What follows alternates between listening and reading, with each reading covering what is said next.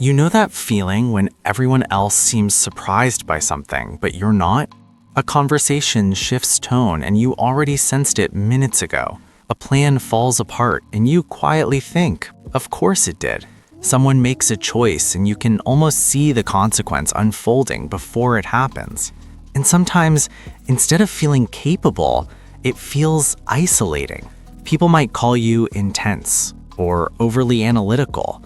Maybe they've said you overthink, that you live too far ahead of the present moment, as if anticipating what comes next is some kind of flaw. But anticipation isn't anxiety by default, and pattern recognition isn't pessimism.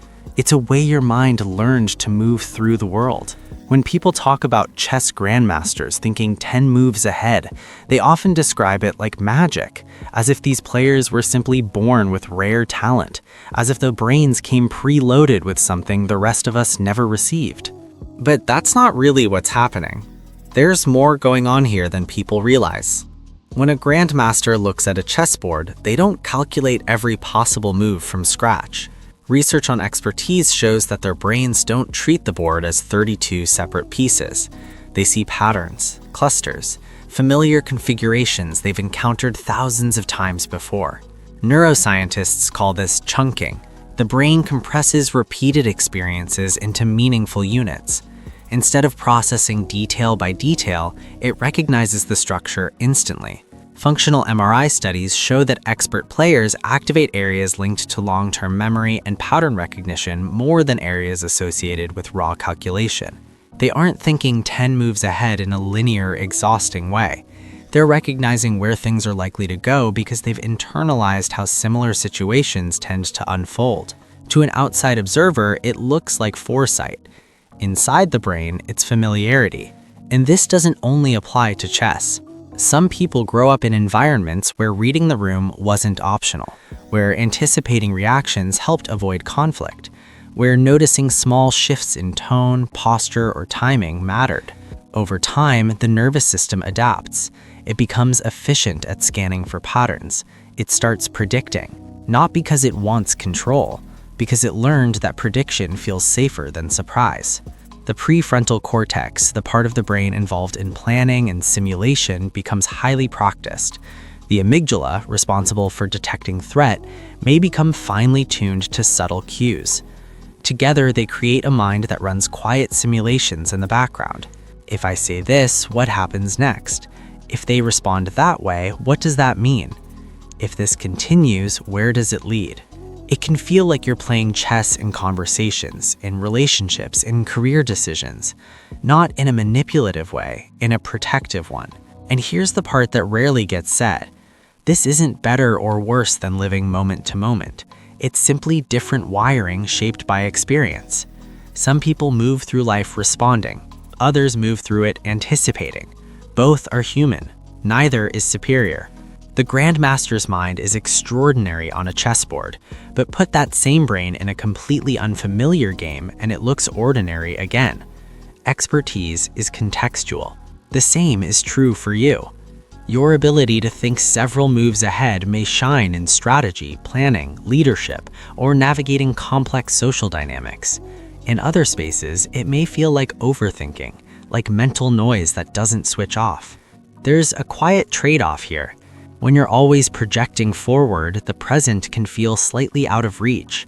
While others are immersed in the moment, you might be scanning the horizon. That constant simulation can be tiring. The brain burns energy running possible futures. Studies on decision fatigue show how mentally expensive forecasting can be. And yet, there's also a hidden strength in it. Because when you've imagined different outcomes, you're rarely blindsided. When things shift, you adjust quickly. You've rehearsed versions of this before, not because you're cynical, because your brain has practiced pattern completion. Grandmasters don't panic when the board changes. They adopt. They've seen enough games to know that no position is entirely new. It's a variation. If you've spent years reading patterns in people or situations, you may do the same. You don't just see what is, you see trajectories. That ability often develops quietly. It doesn't announce itself as intelligence. Sometimes it disguises itself as vigilance or caution or depth. And maybe at some point, someone made you feel like you should stop thinking so far ahead, like it was too much, too heavy, too serious. But the brain that anticipates isn't broken, it's practiced. Of course, there's nuance. Not every prediction is accurate. The brain fills gaps using past data, and sometimes the cost isn't the present. That's part of being human. Pattern recognition can drift into assumption if left unchecked.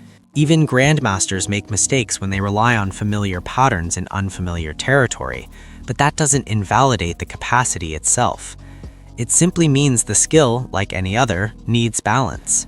The real insight isn't that grandmasters are geniuses who calculate superhumanly far ahead. It's that their brains have learned to recognize structure so deeply that the future feels visible.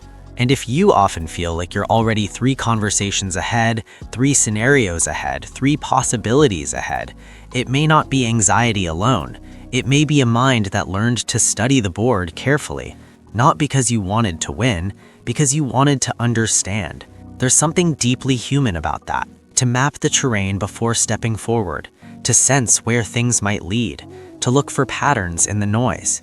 It's not cold, it's not detached, it's a form of attention. And attention, at its core, is care. You're not strange for seeing patterns others miss. You're not flawed for thinking in trajectories instead of snapshots. Your experience makes sense in the context of your history, your nervous system, the games you've already played. Some people feel safest improvising. Others feel safest anticipating. Both are ways of navigating uncertainty. If any of this feels familiar, there may be other parts of your mind that work the same way in areas you haven't even noticed yet. The way you plan, the way you love, the way you protect yourself. There's more to explore there. And sometimes understanding the pattern is the first move towards playing the game a little more gently with yourself.